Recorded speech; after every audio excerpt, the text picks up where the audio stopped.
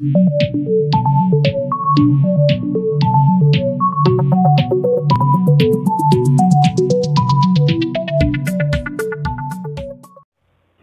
Students, concepts of physics में आपका स्वागत है। क्लास 12 के फिजिक्स में हम लोग इलेक्ट्रोमैग्नेटिक इंडक्शन लेसन देख रहे हैं और इसमें आज हमारा टॉपिक है म्यूचुअल इंडक्शन। सेल्फ इंडक्टेंस के तरह ही है, थोड़ा इसको समझ लें, बिल्कुल आसान है। इसमें क्या होता है कि एक कॉइल होता है,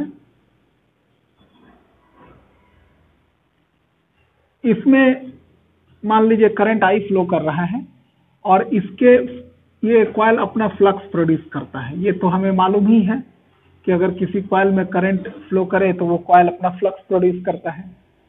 तो इस कॉइल से इंडक्टिवली कपल्ड एक दूसरा कॉइल हम लोग बनाते हैं। इंडक्टिवली कपल्ड मतलब कि इस कॉइल के द्वारा, इस कॉइल का नाम होगा प्राइमरी कॉइल, इस कॉइल के द्वारा जो फ्लक्स बना है वो एक दूसरे कॉइल से लिंक्ड हो।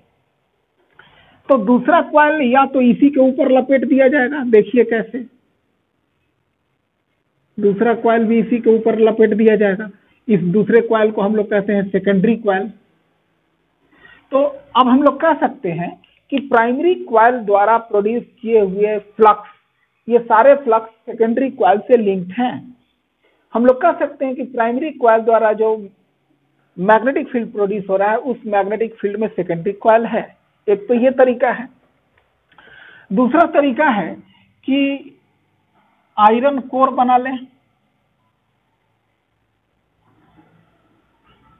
इस आयरन कोर में एक साइड लपेट दें प्राइमरी कॉइल जिसमें करंट आई फ्लो कर रहा है और ये अपना फ्लक्स प्रोड्यूस करा रहा है।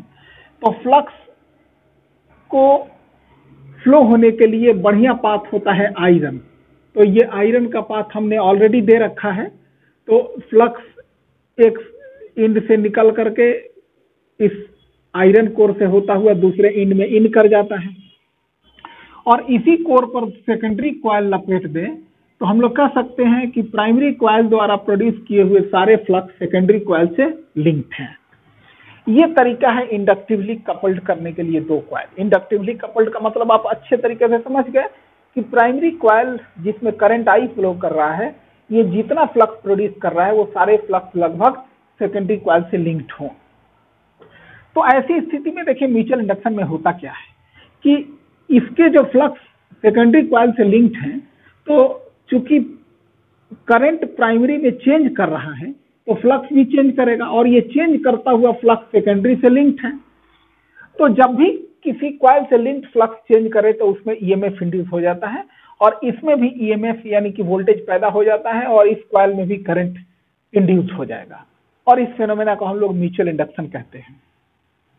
जैसे हम लोग सेल्फ इंडक्शन में पढ़े थे कि किसी कॉइल में जो फ्लक्स प्रोड्यूस है वो फ्लक्स खुद इस कॉइल से भी लिंक्ड है, तो इसमें बैक ईएमएफ प्रोड्यूस हो जाता है। तो इस फेनोमेना को म्यूचुअल सेल्फ इंडक्शन कहते हैं। तो यहाँ उसका उलट सिर्फ ये है कि इसका फ्लक्स दूसरे कॉइल से भी लिंक्ड है और फ्लक्स चेंज करने की वजह से इसमें एक ईएमएफ इंड्यूस हो गया।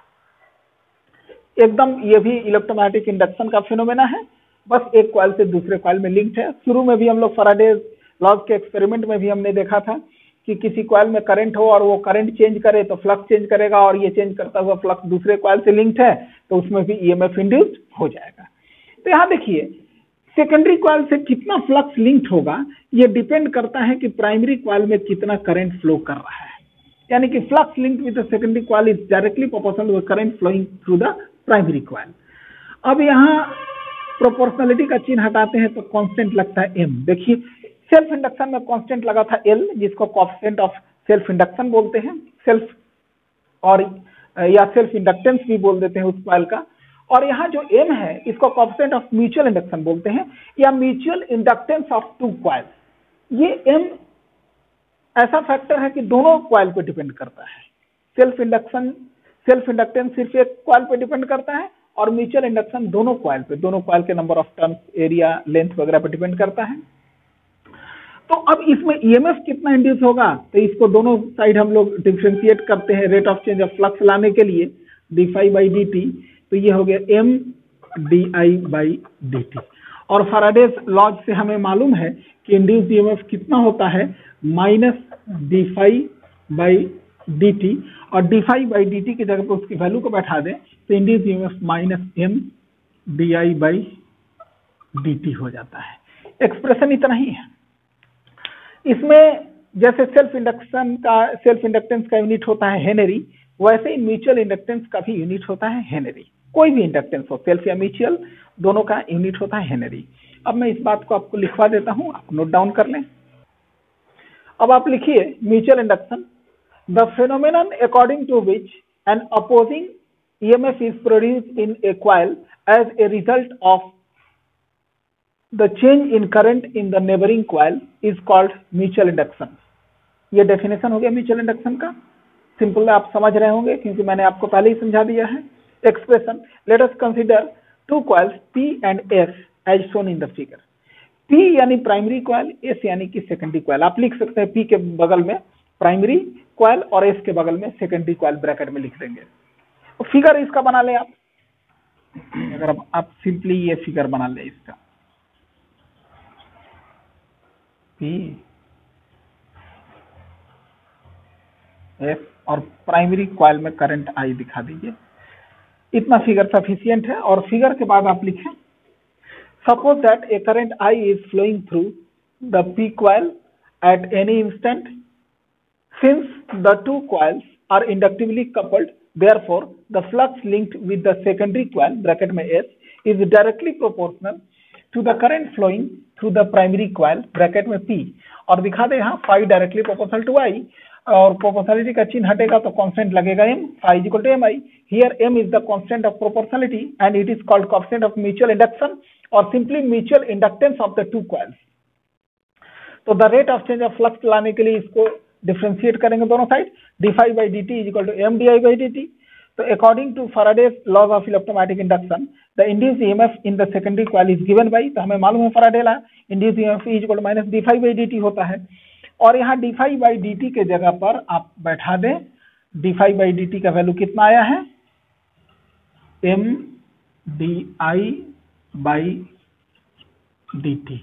और ये हमारा फाइनल एक्सप्रेशन आ गया। और कहीं बॉक्स में लिख करके ऐसे बंद कर दें कि induced EMF is equal to minus M D I by D T, और इस चीज को बॉक्स में बंद कर दें। और यहाँ फिर आप यहाँ पे एक चीज और चाहिए, यहाँ जो लिखा गया है कि it's SI unit is Henry, it's SI unit is Henry, और हेनरी को कैपिटल H से डिनोट करते हैं। तो इसको ध्यानपूर्वक लिख लें। तो इस प्रकार आपका ये टॉपिक कंप्लीट हो जाता है। धन्यवाद।